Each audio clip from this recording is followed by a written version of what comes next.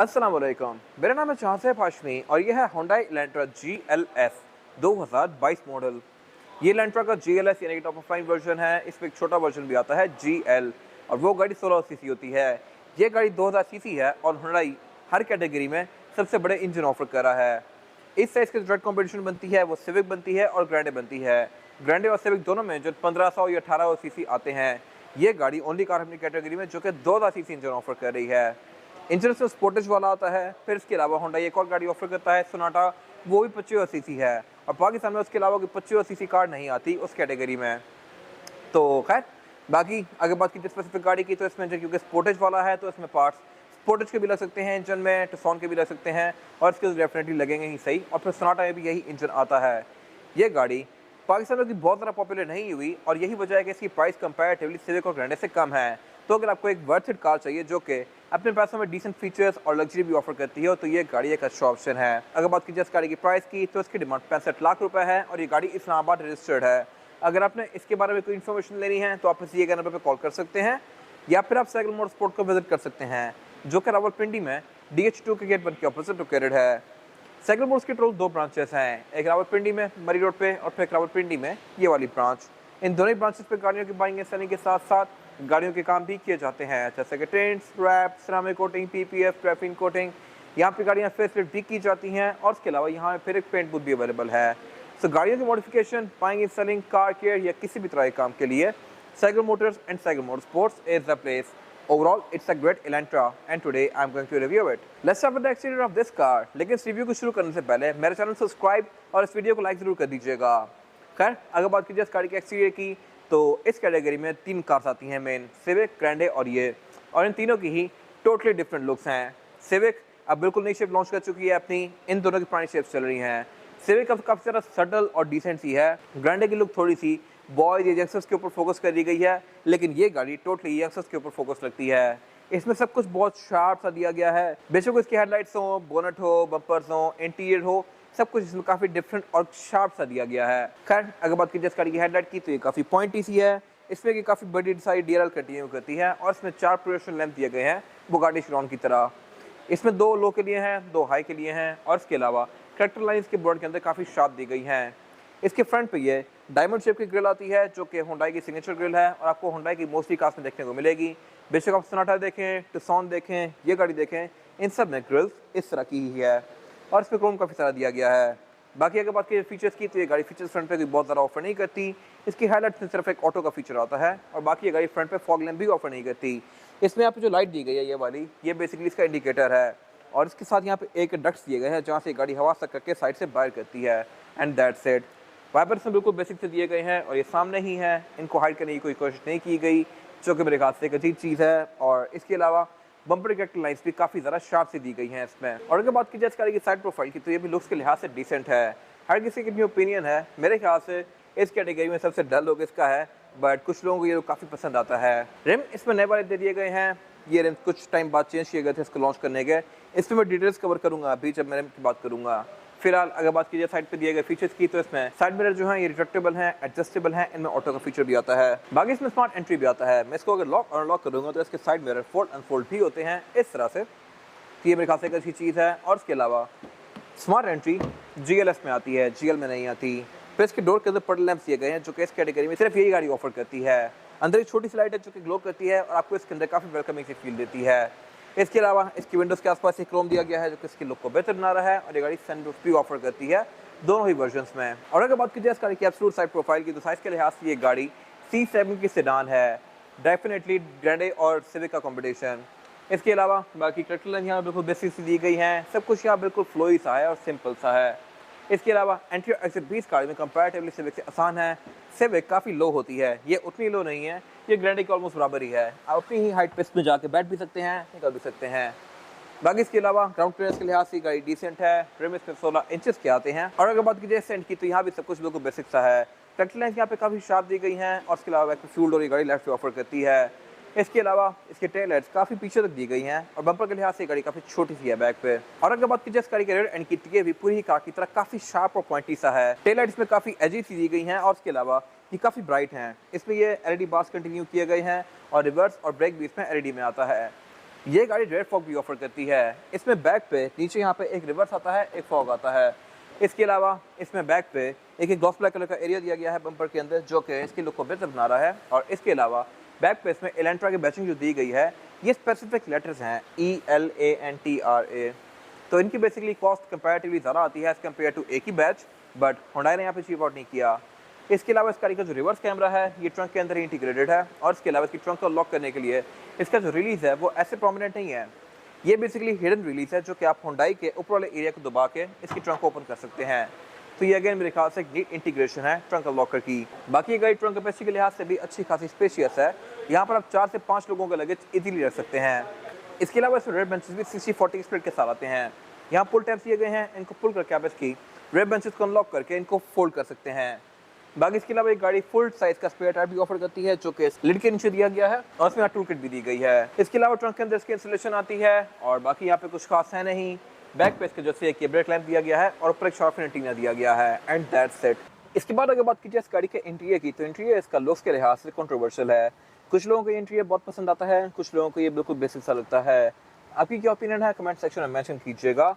मेरे ख्याल से लुक्स के लिहाज से डिसेंट है और इसके अलावा फीचर्स भी यहाँ पे इस टाइम पे ये गाड़ी सबसे ज़्यादा ऑफर करती थी। इस तरह से इसमें क्लाइमेट कंट्रोल डुअल जोन आता है, जो कि सिविक ने बाद में देना शुरू किया। पहले सिर्फ यही कार थी। फिर इसमें वायरलेस चार्जर आता है, जो कि इस कैटेगरी में सिर्फ यही कार ऑफर कर रही है। अभी तक पाकिस्तान में इस कैटेगरी की और कोई कार ऑफर नहीं कर रही, तो ये मेरे ख्याल से एक बेस्ट चीज़ है। इसके अलावा और भी यहाँ पे कुछ चीज़ें दी गई हैं जो कि वर्थ इट हैं, वो मैं कवर करूँगा। जैसा कि इसके ड्राइवर की सीट इलेक्ट्रॉनिक है। फिलहाल अगर बात कीजिए इस गाड़ी के स्टीयरिंग व्हील की, तो स्टीयरिंग व्हील इसमें 3 स्पोक आता है और इसमें लेफ्ट और राइट स्पोक को डिफरेंट कंट्रोल्स दिए गए हैं। लेफ्ट स्पोक को जो कंट्रोल्स हैं ये मल्टीमीडिया सिस्टम के हैं। राइट स्पोक को जो कंट्रोल्स दिए गए हैं, यहाँ से आप इसका क्रूज इनेबल और डिसेबल कर सकते हैं और इसके MID के बीच में नेविगेट कर सकते हैं। लेकिन ये गाड़ी पैडल शिफ्टर्स ऑफर नहीं करती, जो कि होता तो मेरे ख्याल से अच्छी बात थी। बाकी अगर बात कीजिए हेडलाइट की कंट्रोल की, तो इसमें हेडलाइट्स ऑटोमेटिक फीचर के साथ आती हैं, यानी कि डे और नाइट को सेंस करके ऑटोमेटिकली ऑन और ऑफ होंगी। लेकिन यहाँ कोई फॉग का कंट्रोल नहीं दिया गया, क्योंकि इसमें फॉग यहाँ पे नहीं आती। इसके अलावा वाइपर भी इसमें रेन सेंसिंग है, तो आप इनको भी यहाँ से एडजस्ट कर सकते हैं। इसके अलावा अगर बात की जाए इस गाड़ी के मीटर की, तो मीटर इसका लुक्स के लिहाज से बेसिक सा है। इसमें 2 मेन डायल दिए गए हैं, स्पीडोमीटर और RPM का, और इन दोनों के बीच में एक रेस फ्लैग वाला पैटर्न दिया गया है, चेकर पैटर्न।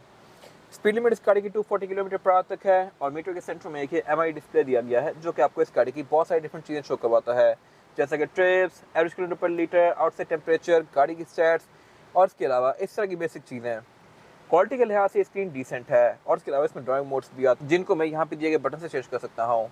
इसमें जो ड्राइविंग मोड्स हैं वो हैं नॉर्मल, इको, स्पोर्ट और फिर स्मार्ट, और ये सारे ही मोड्स यहाँ स्क्रीन में भी शो होते हैं मुझे। इसके अलावा अगर बात की जाए मीटर की हाउसिंग की, तो अगेन ये इसकी कार्बन फाइबर की फिनिश में है, लेकिन ये प्लास्टिक ही है, जैसे इसको लुक वैसी दी गई है। और बाकी का डैशबोर्ड भी इसका सारा ही प्लास्टिक की फिनिश में है। इसके अलावा डैशबोर्ड के सेंटर में इसकी मल्टीमीडिया स्क्रीन दी गई है, जो कि चेंज की गई है। पहले इस कार में डिफरेंट आती थी स्क्रीन, जब ये इनिशियली लॉन्च की गई थी। उस स्क्रीन का सॉफ्टवेयर काफ़ी हद तक टुक्सन या स्पोर्टेज की स्क्रीन से मिलता जुलता था, लेकिन इसमें स्क्रीन या एंड्रॉइड पैनल है। इसको आप नॉर्मल एंड्रॉइड पैनल की तरह यूज़ कर सकते हैं। इसमें ब्लूटूथ, ऑक्स, नेविगेशन, USB, इस तरह की सारी चीज़ें आती हैं। और इसके अलावा नीचे पर यहाँ पे क्लाइमेट कंट्रोल दिया गया है। क्लाइमेट कंट्रोल ये गाड़ी फ्रंट पे डुअल जोन ऑफर करती है, यानी कि ड्राइवर और पैसेंजर अपनी मर्जी के लिहाज से क्लाइमेट कंट्रोल को एडजस्ट कर सकते हैं। लेट्स सपोज यहाँ पे AC चल रहा है और पैसेंजर को ठंड लग रही है, तो वो अपने पास हीटर चला सकता है। ये चीज़ पहले बहुत कम कार्स में आया करती थी, अब तो चीज़ कॉमन होती जा रही है, बट इस टाइम पर ये गाड़ी ऑफर करी थी। इसके अलावा फिर नीचे यहाँ पे इसका वायरलेस चार्जर दिया गया है, जो कि अगेन इस कैटेगरी में मोस्टली कार्स में नहीं आता। फिर ये गाड़ी 12 वोल्ट का आउटलेट ऑफर करती है, USB पोर्ट ऑफर करती है, ऑक्स इनपुट दिया गया है यहाँ पे, और उससे पीछे इसका गेयर सिलेक्टर दिया गया है। इसमें जो गेयर सिलेक्शन है वो है PRND, और स्पोर्ट्स में करके मैं इस गाड़ी को मैनुअली भी चला सकता हूँ। इसके बाद यहाँ पे कुछ ब्लैंक स्विचेस दिए गए हैं, हैंड ब्रेक दी गई है जो ट्रेडिशनल है। इस एरा में सिविक ने पार्किंग ब्रेक इलेक्ट्रॉनिक ऑफर कर दी थी। बाकी साथ यहाँ पे कप होल्डर्स दिए गए हैं, सेंटर कंसोल दिया गया है जो कि अच्छा खासा स्पेशियस है। इसमें एक 12 वोल्ट का आउटलेट भी आता है। और अगर बात कीजिए सीट्स की, तो सीट्स इसमें लेदर की फिनिश में है, ये परफोरेटेड हैं, और इसके अलावा ड्राइवर की सीट इसमें इलेक्ट्रॉनिकली एडजस्टेबल है। इसको आप बटन से आगे पीछे और ऊपर नीचे कर सकते हैं। बाकी इसके अलावा स्पीकर की गाड़ी टोटल 6 ऑफर करती है। विंडोज गाड़ी में ड्राइवर की ऑटो डाउन है, यानी कि इसको मैं सिंगल ड्राइव से फुली रोल डाउन कर सकता हूँ, लेकिन रोल अप नहीं कर सकता। ये मेरे ख्याल से बहुत वियर्ड चीज़ है।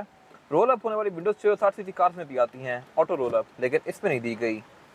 फिर इसके अलावा इस गाड़ी की साइड मिरर रिट्रैक्टेबल है, एडजस्टेबल है, इनमें ऑटो वाला फीचर भी आता है। राइट मिरर गाड़ी ड्राइवर और पैसेंजर दोनों के लिए ऑफर करती है, जिसको आप मैनुअली ऑन करेंगे। रेयर व्यू मिरर इसमें बेसिक सा है। कैबिन लाइट से गाड़ी येलो ऑफर करती है। इसमें एक सनग्लास होल्डर भी दिया गया है और इसके अलावा ये गाड़ी सनरूफ भी ऑफर करती है। बाकी इसके अलावा यहाँ पे कुछ खास है नहीं। इसके बाद अगर बात की जाए इस गाड़ी में रेयर पैसेंजर्स के लिए सीटिंग कैपेसिटी कितनी हुई बैक पे, ठीक है, मेरे पास यहाँ पे लेग रूम सफिशिएंट है और हेडरूम का भी इसमें कोई खास इशू नहीं है और इसमें फ्लोर बेड भी ऑलमोस्ट फ्लैट आता है, तो यहाँ पे थर्ड पर्सन भी आसानी से बैठ सकता है। बाकी इसके अलावा यहाँ पे मेंटेनेंस भी डिसेंट दी गई है, इस वजह से कि इसमें रेयर पैसेंजर्स के लिए एयरबैग्स आते हैं। सेंटर में सेंटर कंसोल दिया गया है जिसको निकाल के मैं एज एन आर्मरेस्ट यूज कर सकता हूँ और इसमें 2 कप होल्डर्स भी आते हैं। फिर इसके अलावा ये गाड़ी बैक पर 2 हेडरेस्ट ऑफर करती है और बाकी डोर्स के नॉर्मल से हैं, इसमें स्पीकर्स दिए गए हैं। इसके अलावा ये गाड़ी बैक पे आरएसएस के पोर्ट्स ऑफर करती है, सीट बेल्ट्स ऑफर करती है और दैट्स इट। रेयर बेंचेस के फोल्डेबल हैं जिनको आप फोल्ड करके इसकी ट्रंक कैपेसिटी को और भी ज़्यादा स्पेशियस बना सकते हैं। इसके बाद अगर बात की जाए इस गाड़ी के इंजन की, तो इंजन इनिशियली इस गाड़ी में एक ही ऑफर होता था, लेकिन कुछ टाइम बाद इसमें एक और इंजन भी ऑफर कर दिया गया। अब ये गाड़ी 2 इंजन ऑफर करती है, 2000 सीसी जो कि ये गाड़ी है और फिर 1600 सीसी जो कि ऑल्टिस 1.6 का कॉम्पिटिशन है। इंजन और फीचर्स के लिहाज से ये गाड़ी एग्जैक्टली कोरोला का कॉम्पिटिशन है, क्योंकि कोरोला में भी एक 1600 वर्जन आता है, वो गाड़ी सनरूफ ऑफर करती है। इसमें भी 1600 वर्जन आता है, वो गाड़ी भी सनरूफ ऑफर करती है। और फिर इन दोनों गाड़ियों में टॉप ऑफ लाइन वर्जन भी आते हैं। ये इंजन सेम टू सेम वही है जो कि सोनाटा में भी आता है, स्पोर्टेज में भी आता है, टुक्सन में भी आता है और इसमें भी आता है। और इसका फ़ायदा बेसिकली ये है कि इनके पार्ट्स इंटरचेंजेबल हैं, यानी कि आप इसमें स्पोर्टेज के पार्ट्स भी लगा सकते हैं इंजन के। तो ये मेरे ख्याल से बहुत अच्छी चीज़ है, यानी कि ऐसा नहीं है कि आपको सिर्फ एलेंट्रा की पार्ट सोर्स करने पड़ेंगे, आप कहीं से भी स्पोर्टेज या टुक्सन का पार्ट लेके इसमें लगा सकते हैं। बाकी इसके अलावा ट्रांसमिशन इसमें 6 स्पीड ऑटोमेटिक आती है और अगर बात कीजिए परफॉर्मेंस फिगर्स की, तो ये गाड़ी 158 हॉर्स पावर प्रोड्यूस करती है, जो कि मेरे ख्याल से बहुत सफिशिएंट है इस बॉडी साइज़ के लिहाज से। इस साइज़ की गाड़ियाँ मोस्टली 138 हॉर्स पावर प्रोड्यूस करती होती हैं, जो कि 1800 होती हैं। तो ये गाड़ी उनसे बहुत ज़्यादा पावरफुल है और तेज़ भी है। लेकिन सिविक आरएस से ये गाड़ी थोड़ी स्लो होगी डेफिनेटली, क्योंकि civic RS 178 horse power produce करती है। बाकी इसके अलावा इसमें ABS, traction control, drive modes, ये सारी चीज़ें दी गई हैं जो कि इस राइड को बेहतर बनाते हैं। इंजन बेस का काफ़ी टाइटली पैक्ड है क्योंकि इंजन 2.0 है। बोनट इस गाड़ी का स्टैंड से ओपन होता है और इसमें कोई इंसुलेशन वगैरह नहीं दी गई, जो कि होती तो मेरे ख्याल से अच्छी बात थी। और इसके अलावा ये गाड़ी आपको एवरेज तकरीबन 10-11 किलोमीटर पर लीटर तक की देगी, जो कि ठीक है इस बॉडी साइज़ के लिहाज से। प्यार से चलाएंगे तो ये गाड़ी 13 तक भी जा सकती है, डिपेंडिंग अपॉन ड्राइविंग पैटर्न। और बाकी इसके अलावा यहाँ पे कुछ खास है नहीं। इसके बाद अगर बात कीजिए इस गाड़ी के टायर साइज़ की, और टायर साइज़ जो ऑफर करती है एलेंट्रा, ये है 215, 55 और 16। इसमें 16 इंचेस का रिम दिया गया है जो कि मल्टी स्पोक है और ये रिम डुअल कॉम्बिनेशन में है। अब ये शुरू से इसमें नहीं आ रहा, ये ग्लॉस ब्लैक और एल्यूमिनियम कॉम्बिनेशन में है। पहले वाला रिम इसका बिल्कुल बेसिक सा था, इसकी लुक थोड़ी सी बेहतर है। बाकी टायर्स गाड़ी में बीजी लक्स प्लस आता है जो कि जनरल की ही सब्सिडरी है और इसके अलावा ये गाड़ी all wheel disc brake offer करती है, यानी कि फ्रंट पे भी और बैक पे भी। तो ये मेरे ख्याल से एक अच्छी चीज़ है। बाकी इसके अलावा यहाँ पे कुछ खास है नहीं। ये था आज का रिव्यू। अगर आपको ये रिव्यू पसंद आया है तो इस रिव्यू को लाइक कीजिए, मेरे चैनल को सब्सक्राइब कीजिए और अगर आपके पास गाड़ी से रिलेटेड कोई भी राय है तो उसको कमेंट सेक्शन में शेयर जरूर कीजिएगा, ताकि वो लोग जो ये गाड़ी लेने वाले हैं तो आपकी राय से फ़ायदा उठा सकें। अपना ख्याल रखिएगा। Thank you.